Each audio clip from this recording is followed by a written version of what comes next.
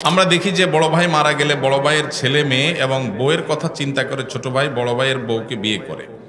আমি জানতে চাচ্ছি যে ছোট ভাই মারা গেলে ছোট ভাইয়ের ছেলে মেয়ে এবং বউয়ের কথা চিন্তা করে ছোট ভাই এর বউকে বড় ভাই বিয়ে করতে পারবে কিনা, বড় ভাইয়ের বউ থাকা অবস্থায়, এটা ইসলাম কি বলে? ভাইরা আমার, কোনো ভাইয়ের স্ত্রী মারা যাওয়ার পর অন্য কোনো ভাই যদি সেই ভদ্র মহিলাকে বিবাহ করেন ইদ্যত পালনের পর 4 মাস 10 দিন পর বিয়ে করা যায়, তখন যদি বিয়ে করেন এটা প্রশংসনীয় কাজ। অভিভাবকত্বের জায়গা থেকে, ভাতিজাদের প্রতি দায়িত্বশীলতার জায়গা থেকে এটা খুবই প্রশংসনীয় কাজ। আমাদের সমাজ বেশিরভাগ মানুষ এটাকে ভালো চোখে দেখে না, কারণ সমাজটা তো সব রোগাদের সমাজ, রোগী হয়ে গেছি আমরা। ভালো জিনিস আমাদের কাছে খারাপ লাগে, খারাপটা বরং ভালো লাগে। তো এটা ভালো কাজ। এখন কথা হলো, বড় ভাই তার একজন স্ত্রী আছেন, এই অবস্থায় ছোট ভাই মারা গেছেন, ছোট ভাই স্ত্রীকে বিয়ে করবেন কিনা? উত্তর হলো, ছোট ভাইয়ের স্ত্রীকে বিয়ে করতে শরিয়াত দৃষ্টিকোণ থেকে কোনো বিধিনিষেধ নাই, বিয়ে করতে পারবে না এমন কোনো কথা নাই। বাকি তার দুজন স্ত্রী একসঙ্গে থাকলে তিনি ইনসাফ করতে পারবেন কিনা, শরিয়ার বিধিবিধান মানতে পারবেন কিনা, সাম্যতা বজায় রাখতে পারবেন কিনা, এখানে আবার কিন্তু ন্যায্যতার ওয়াজ আনলে হবে না, এখানে কিন্তু সাম্যতা লাগবে, সমান সমান দিতে হবে। এখানে আল্লাহ তাআলা সেটা আমাদের জন্য আবশ্যক করে দিয়েছেন। তো সেটা করতে পারবে কিনা এই বিষয়টা নিশ্চিত করতে হবে। যদি পারেন তাহলে সব যদির পরে, সব শর্ত পূর্ণ হওয়ার পর তিনি চাইলে শরিয়ার সম্মত ভাবে তিনি বিবাহ করতে পারবেন। কিন্তু অনেক ক্ষেত্রে দেখা যায় ভালোর জন্য করতে গিয়ে উল্টা আরো খারাপ হয়। দেখা যায় ঘরে বিশ্বযুদ্ধ লেগে যায়, আছে না নাই? যদি আল্লাহর কোনো বান্দি যদি স্যাক্রিফাইস করেন এক্ষেত্রে, তাহলে এটা অবশ্যই একজন জান্নাতি মানুষের কাজ, অবশ্যই একজন আল্লাহর নেককার বান্দির কাজ। আল্লাহ আমাদেরকে তৌফিক দান করুন। আমার স্বামী প্রবাসে থাকে, কেনাকাটার সব কিছু আমার করতে হয়, এক্ষেত্রে কি আমি গুনাহগার হব? কোনো বোন, তার স্বামী যদি প্রবাসে থাকেন, দেশে তার বাজারঘাট করে দেওয়ার মতো কোনো মানুষ যদি না থাকে, তিনি যদি বাজারঘাট করার জন্য, কেনাকাটা করার জন্য যাওয়া লাগে, শরঈ পর্দা মেনটেন করে তিনি যেতে পারবেন, কিনতে পারবেন। তবে যদি অন্য কোনো পুরুষ লোক থাকেন আশেপাশের, যাদের দিয়ে কেনাকাটা কাজটা সারা যায়, তাহলে সেটাই করা উচিত, ওইটাই অধিকতর উত্তম।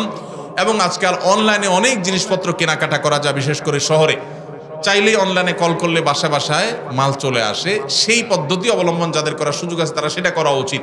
একান্ত কোনো উপায় না থাকলে তিনি অবশ্যই যেতে পারবেন, কিন্তু পর্দা মেনটেন করে।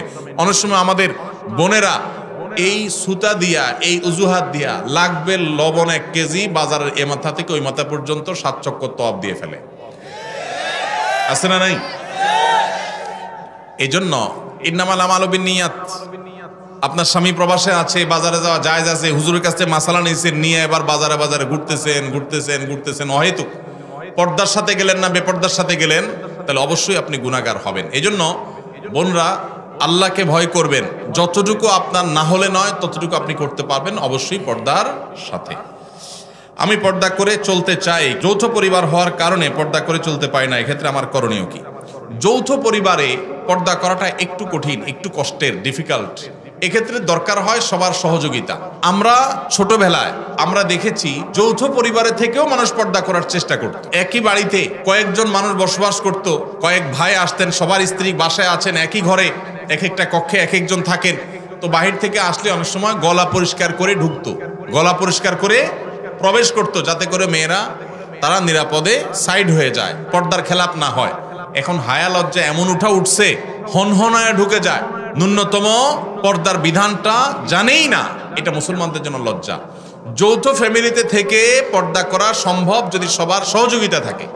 ঠিক আছে, পুরুষরা যখন আসবে মহিলারা সাইড হয়ে যাবে, পুরুষরা যখন বের হবে মহিলারা তখন সাইড দিবেন, মহিলারা যখন থাকবেন পুরুষরা ঢোকার আগে তাদের পারমিশন নেবেন, প্রাইভেসি মেনটেন করবেন। দেখুন, ইসলামের পর্দার বিধানটা হলো মানুষের প্রাইভেসি রক্ষা করার জন্য, মানুষের প্রাইভেসি মেনটেন করা, রক্ষা করা। এটা ইসলামের অনেক বড় একটা সৌন্দর্য যে ইসলাম মানুষের প্রাইভেসি রক্ষা করেছে। একজন নারী, আপনি তার সৌন্দর্য তার অনুমতি ছাড়া বা তার সৌন্দর্য আল্লাহর অনুমতি ছাড়া আপনি দেখে অবলোকন করবেন, আপনার জন্য হারাম করা হয়েছে, তার প্রাইভেসি আপনি নষ্ট করছেন। আবার একইভাবে আপনি তাকে নিয়ে মনোজগতে যে বাজে জল্পনা কল্পনার মধ্যে হারিয়ে যাওয়ার আশঙ্কা আপনার মধ্যে আছে এই পর্দাহীনতার কারণে। এই কারণে আল্লাহ তাআলা আমাদের জন্য এটা নিষেধ করেছেন। এই জন্য যৌথ ফ্যামিলিতে থেকে পর্দা করা যায় যদি সবার সহায়তা থাকে। যদি না থাকে তাহলে আলাদা থাকবেন, ছোট্ট কুলঘর নিয়ে ফ্যামিলির সাথে বোঝাপড়া করে তাদেরকে বুঝায়া যে পর্দার জন্য আপনি আলাদা হচ্ছেন। অনেক সময় দেখা যায় অনেক মহিলা আছে আলাদা হওয়ার জন্য একটা সুতা খোঁজে, সুতা, এই সুতা খুঁজে এক একটা মাসালা বাইর করে হুদাই, কোনো কারণ ছাড়াই। তো এটা করা যাবে না। আর যদি সত্যিই পর্দার অসুবিধা হয় তাহলে স্বামীর কর্তব্য স্ত্রীর জন্য অবশ্যই পর্দার ব্যবস্থা করা, প্রয়োজন সেটা বাছা আলাদা করে হলেও।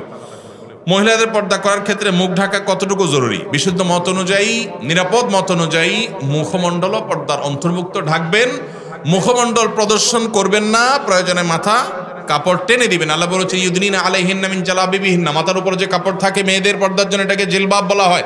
আল্লাহ বলেছেন এই জালাবিব তারা মেয়েরা টেনে দিবে। এই যে টেনে দিতে বলছে এটা কেন?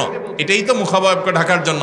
আম্মা জানা আয়েশা রাদিয়াল্লাহু তাআলা বলেছেন হজের সময় আমি যখন নবীজি সাল্লাল্লাহু আলাইহি ওয়াসাল্লামের সাথে হজ করেছি সেই বছর আমি ইহরামরত অবস্থা মেয়েদের জন্য মুখ উন্মুক্ত রাখতাম। যখনই কোনো পুরুষ চোখের এরিয়াতে চলে আসতো তখন আমি কাপড় টেনে দিতাম। এখান থেকে বোঝা যায় তারাও মেয়েদের চেহারার পর্দা করতেন। এটাই হলো অধিকতর বিশুদ্ধ এবং অধিকতর আপনার নিরাপদ মত।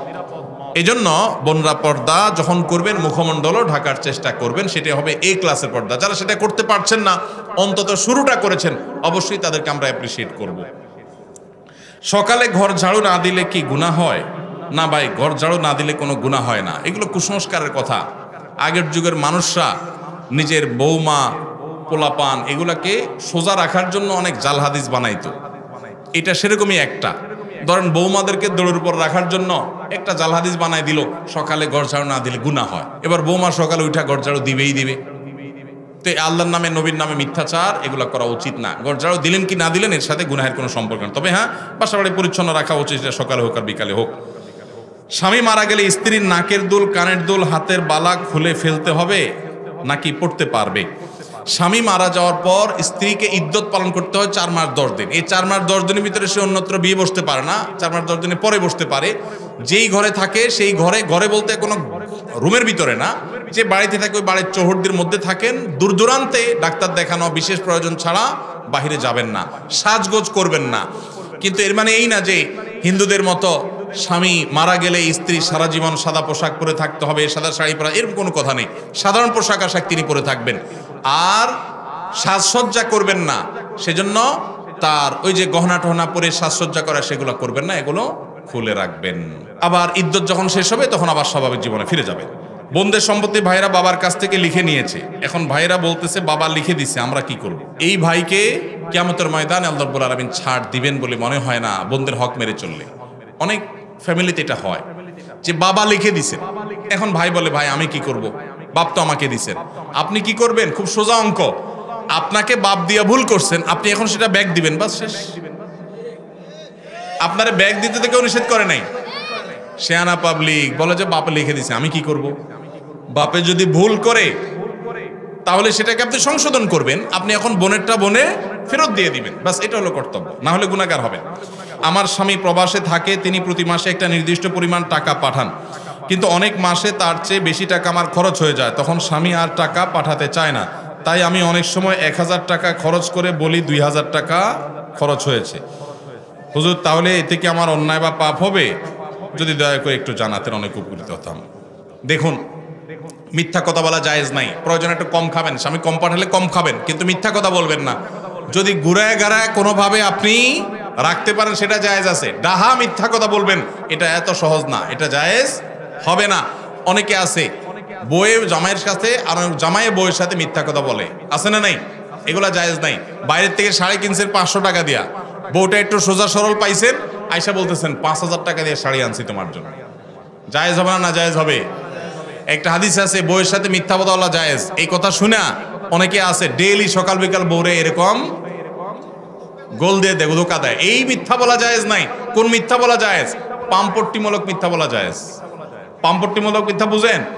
বউরে বললেন তোমার চাইতে সুন্দর এই পৃথিবীতে আর কেউ হতে পারে না, অসম্ভব, অথচ এটা মিথ্যা কথা, কিন্তু বলছেন।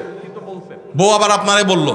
এই টাইপের পাম্পট্টিমূলক মিথ্যা বলা জায়েজ আছে। ডাহা মিথ্যা কথা, গোশত আনছেন 1 কেজি, আয়না বলতেছেন আধা কেজি, 3 কেজি আয়না বলতেছেন 1 কেজি, বউ বলতেছে মাশাআল্লাহ আমার জামাইটা অনেক চালাক, আমার বাপে কিনলে দেখি অল্প একটু হয় 1 কেজি, আরে দেখি 2 কেজি 1 কেজি হয়ে গেছে। তো এরকম চালাকি করে বউয়ের কাছে ভালো সাজবেন, একদিন ওই রেট লাগানো দাম লেখা ট্যাগটা চোখে পড়বে, সারা জীবনে বিশ্বাস একসাথে শেষ হয়ে যাবে। যে বেটাতে প্রতিদিন আমার 500 টাকা শাড়ির 5000 টাকা বলে বেচছে, এই 2 নাম্বারই করা জায়েজ।